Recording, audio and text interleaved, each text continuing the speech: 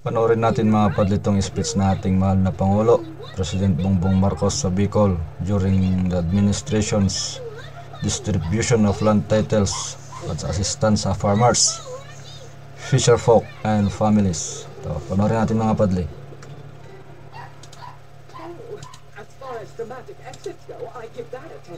Maraming salamat sa ating DAG Secretary Conrad Estrella sa kanyang pagpakilala. Magsiupo po tayo. Kompleto po at marami po kaming kasama ng mga cabinet member. Dahil po, kaya po nandito sila. Dahil po ang aming ginagawa kapag may programa ang pamahalaan, hindi lang namin iniiwan sa isang departamento lamang.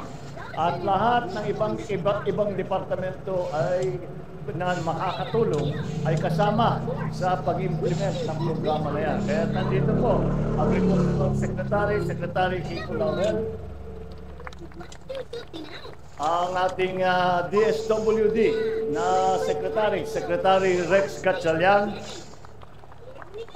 Ito po napakahalaga dahil po hindi po magiging maganda at matagumpay ang ating mga programa kung hindi po maganda ang ugnayan at pagsasama at kooperasyon ng national government at saka ng local government.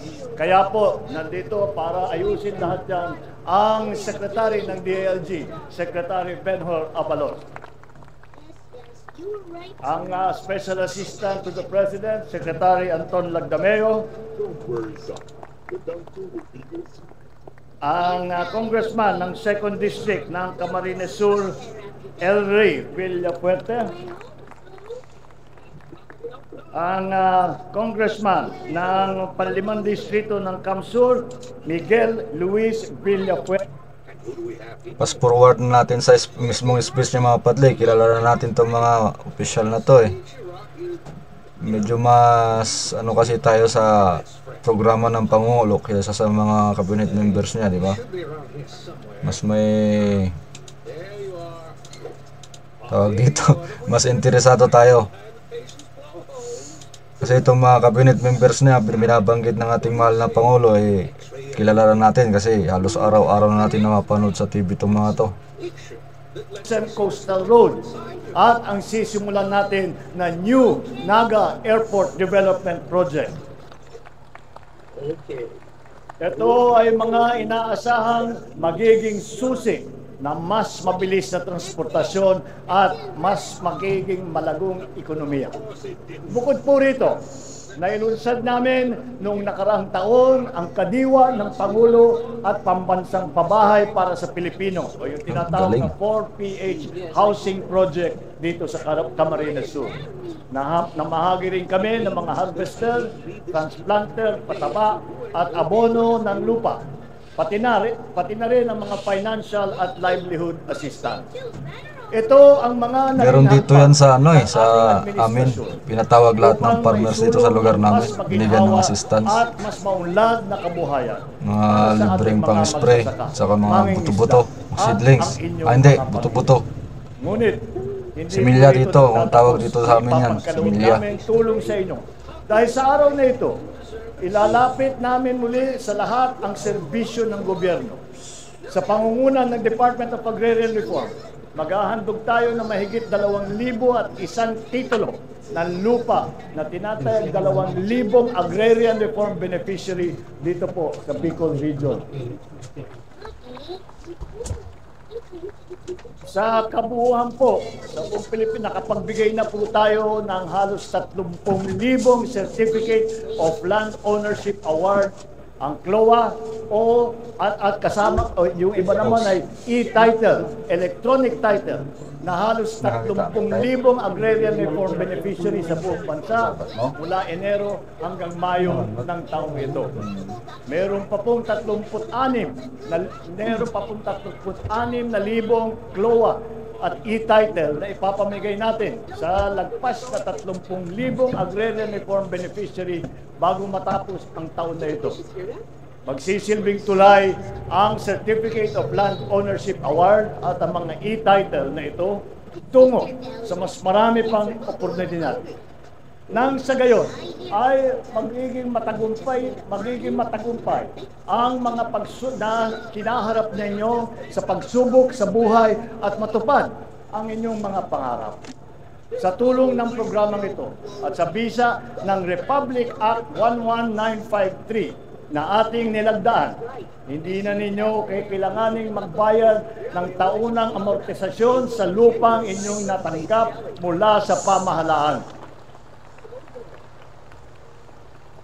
Sa halip, tutulungan pa namin kayo na gawing mas produktibo at malusog ang inyong mga lupa at tunay na dekalidad ang inyong mga ani.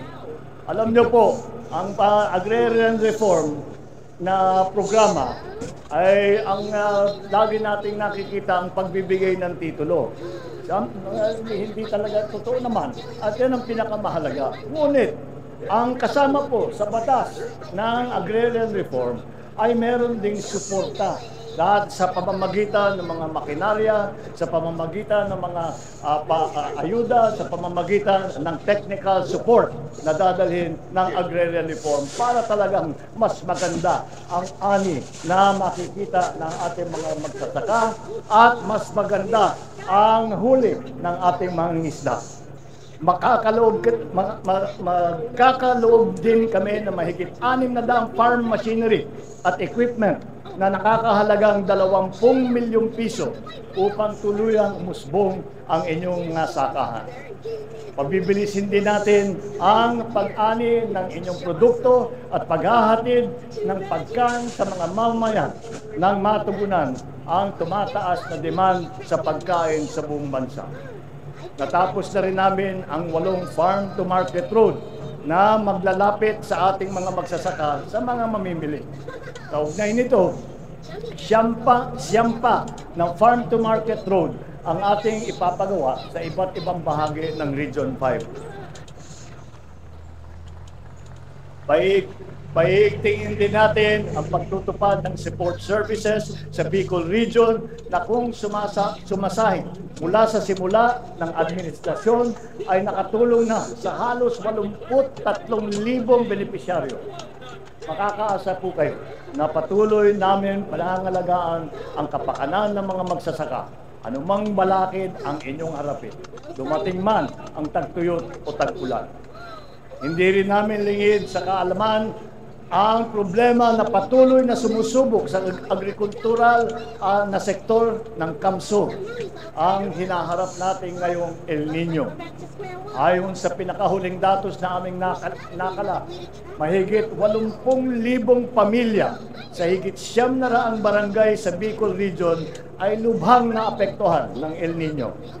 Ang masakit pa rito ay tinatayang higit na 500 milyong piso ang halaga na pagkalugi na nararanasan ng ating mga magsasaka. Hindi namin hahayaan na harapin ninyo na nag-iisa ang mga hamon ng El Nino. Nandito kami para patuloy na umagapay sa inyo.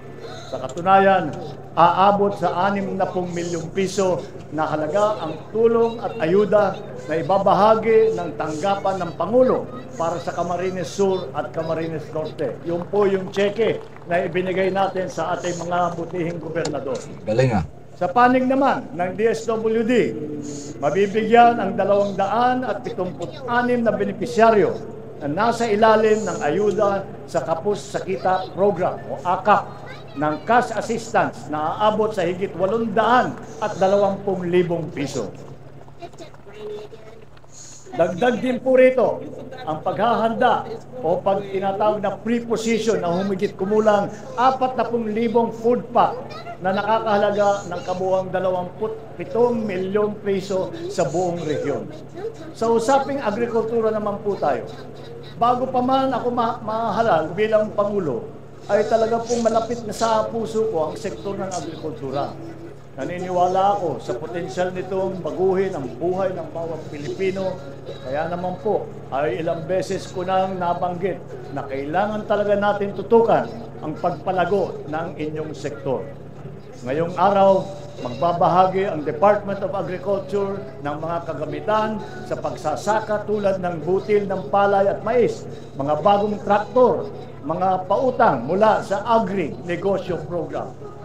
Para naman sa long-term plan, para sa matagalan na plano, ang DA rin po ay masusing nagpaplano at nagpapatupad ng mga paunang hakbang tulad po ng pagpapagawa ng ating nakita ng mga farm-to-market road, pagpapalawig ng mga lupang sakahan at palaisdaan, pagsasaayos sa sistema ng irigasyon at ilang pang mga infrastructure project na suporta at magpapabilis sa daloy ng produktong pang-agrikultura. Sinusulong din ng DA ang paggamit ng mga science-based at climate-resilient technologies para sa pagsasaka. Pati na rin ang pagtatayo ng mga agro-processing facilities sa mga tinatawag nating strategic agriculture and fisheries development areas. Kasama na rin po sa pangnawakan at pangmalakasang inisyatibo ng DA ay ang pagbigay ng pinansyal na tulong sa ating mga magsasaka tulad ng mga programang pautang, yung insurance at paghihikayat sa mga mamumunuhan sa sektor ng agrikultura upang magkaroon kayo ng kapital na pangkabuhayan.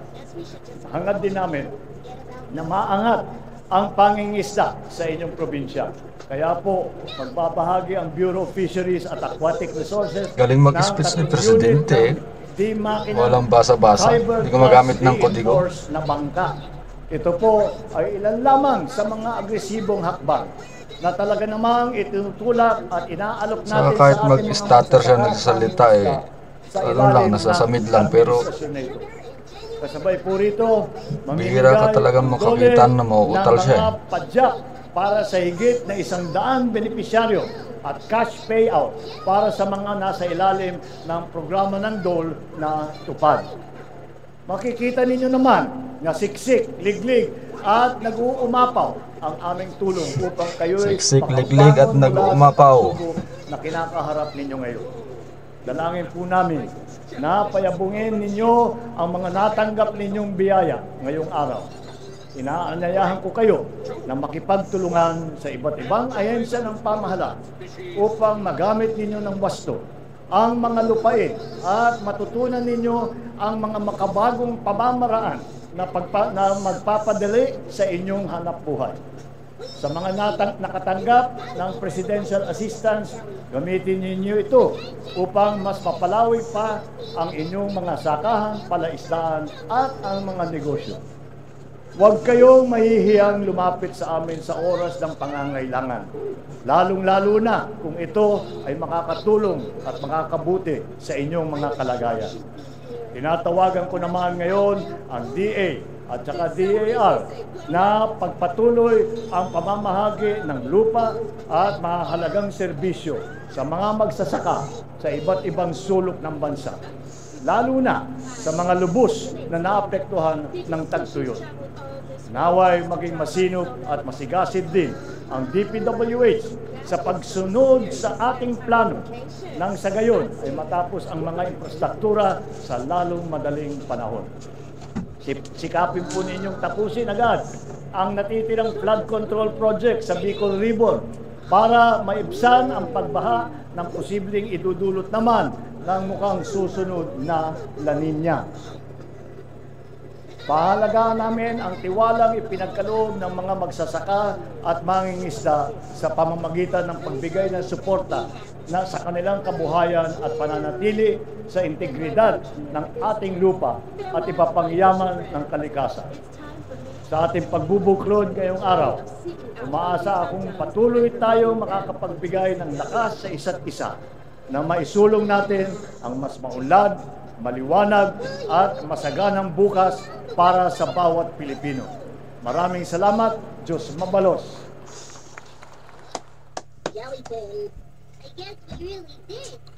Matutuwa ka talaga kapag si President Bongbong ang nag-i-speech, dire-diretso. Dire-diretsong Tagalog. Pero sana mas okay kung kagaya rin siya ng tatay niya. Dating Pangulong Ferdinand Marcos Sr. Naku po, kapag yun ang nag-speech, English pa, dire-diretso. Matikas pa. Sundalong datingan. So ayun mga padle. Napanood na po natin. Kanina yung umaga to na-upload ng RTVM. Sinare ko lang sa inyo. Okay. Till next video po mga padle.